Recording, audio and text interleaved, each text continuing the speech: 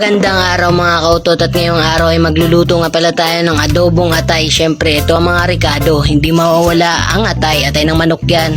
Pagkatapos, lagyan din natin yan konting taba na may konting laman para balance, di ba?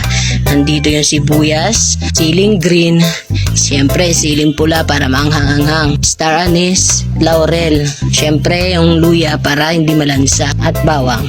Ito ang paminta. Syempre hindi mawawala yung magic sarap. Lalagyan din natin yan ng konting asukal para may konting tamis. Hindi natin yan ilalagay lahat, baka magka-diabetes tayo. At oyster sauce. At syempre ito, baka akala nyo gatas yan Hindi yan gatas, yan yung cornstarch para may konting lapot. Kaya magluluto na ako, update ko kayo mamaya.